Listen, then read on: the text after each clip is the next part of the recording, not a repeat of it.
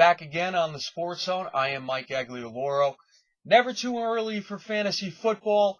We looked at the top rookie running backs coming out of the draft to keep an eye on for this season when you sit down at your fantasy draft tables. And today we're going to look at the wide receivers. Wide receiver is a loaded position any season simply due to the passing nature of the NFL, especially since we've come out of the lockout. And this year's wide receiving crop definitely reflects that. We know it was a deep class for wide receivers this year, so there's going to be no shortage of names to keep an eye on when you sit down at your draft tables this year. The three names who I personally don't see going as high as some people do was the number one wide receiver taken this year by the Buffalo Bills and Sammy Watkins, Kelvin Benjamin, the 6'5" wide receiver for the Carolina Panthers, and Odell Beckham for the New York Giants. If I got to pick any one of these three, I'm going with Beckham, but I'm not really crazy about him because I do expect Ruben Randle to start the year in the number 2 wide receiver position, with Beckham being a complimentary guy, slot guy, maybe not utilized as much early in the season, and he's going to have to take that position from Randle, but I like him in a dynasty league. Kelvin Benjamin is more of a project guy, and he reminds me of Denario Alexander, who really hasn't had as much success as his hype would lead you to believe. And Sammy Watkins, listen, any wide receiver who is considered the guy going into the NFL draft doesn't have a big first season. If you look at the recent history, whether it's Darius Haywood-Bay or Michael Crabtree, Demaryius Thomas or Dez Bryant, Justin Blackmon, Michael Floyd, or some of the recent names I can think of, none of these guys had big rookie seasons. They showed you flashes, but they didn't show you any consistency. And that's what I expect out of Sammy Watkins this season. As far as the wide receivers that I'm jumping all over if I have the chance in dynasty leagues or one-year leagues, you look at Brandon Cook going to the New Orleans Saints, with Lance Moore and Darren Sproles being let go this offseason. It's Marcus Colston and Kenny Stills who was taken by them in last year's draft. Colston is an aging veteran, and Kenny Stills and Brandon Cook have the potential to be the number 1-2 punch for Drew Brees with Jimmy Graham at the tight end position for years to come.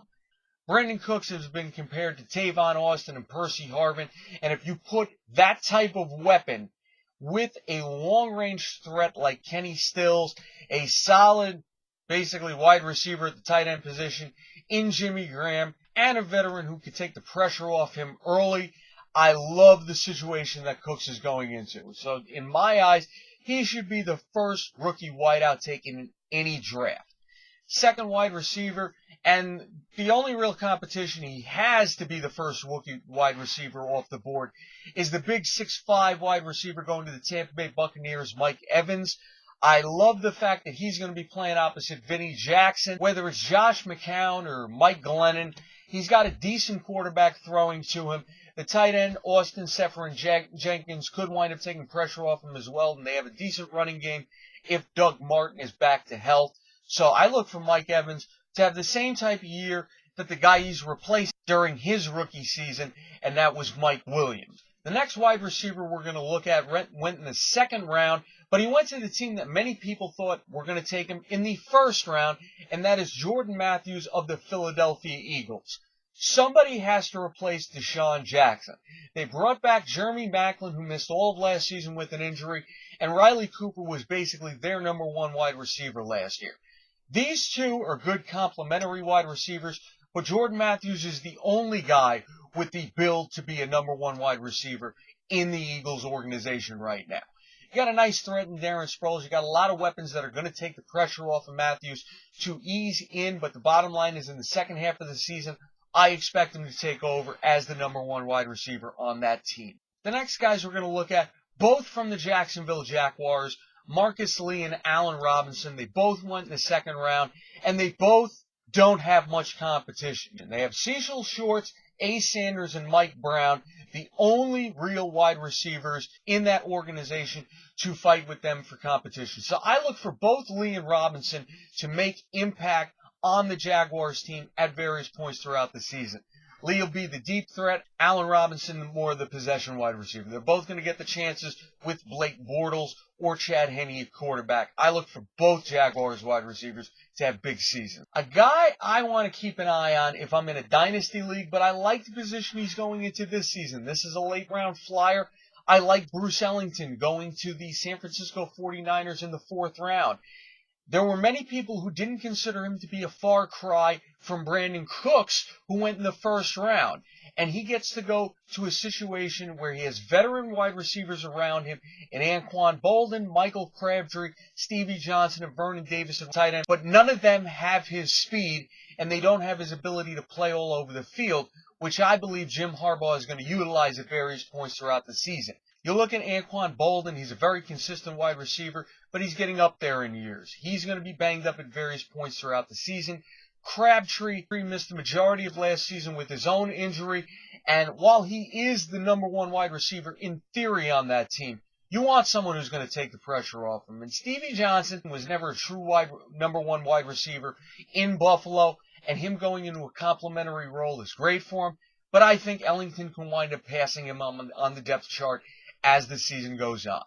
Another guy to keep an eye on, simply because of the situation he's going into, is Montarius Bryant, going to the Pittsburgh Steelers. The Steelers love their mid-round wide receivers with big bodies. And Marcus Wheaton is currently expected to fill the void at the number 2 receiver position, which was left by Emmanuel Sanders when he left for Denver during free agency, and Marcus Wheaton did not play much as a rookie for the Steelers. So his status as the number 2 wide receiver is hardly infallible. If Bryant can show some explosiveness, he could wind up being in that competition with Wheaton during the course of the season. So I like Martavius Bryant as a late round flyer, and the 2 names to keep an eye on if you're in dynasty leagues: Devontae Adams going to the Green Bay Packers. He's coming into basically the 4th wide receiver position on the depth chart this season, so he may wind up having a Jared Boykins-like impact if someone were to get hurt. But I look at him more in a future role. And I also like Dante Moncrief, who the Colts took late in the 3rd round. He's definitely got the build of a number 1 wide receiver, and you could see him being groomed behind guys like Hakeem Nicks, Reggie Wayne, and T.Y. Hilton this season. But like that implies, he's going to be buried on that depth chart. I don't really see him doing too much this season, but he's a name to keep an eye on down the road. So those are the guys to keep an eye on at the wide receiver position when you sit down in your draft tables for fantasy football this coming season. Check out everything else we got on the site from Tom Lembo, Jake Dixon, George Murphy, Aaron Hadasme, Jay Rovsky, Dave Tice. Like us on Facebook, follow us on Twitter at WeAreSportsZone. Send us any questions and comments you may have. Thanks everybody for watching. For This is SportsZone, I am Mike Aglialoro, and we will see you next time, folks.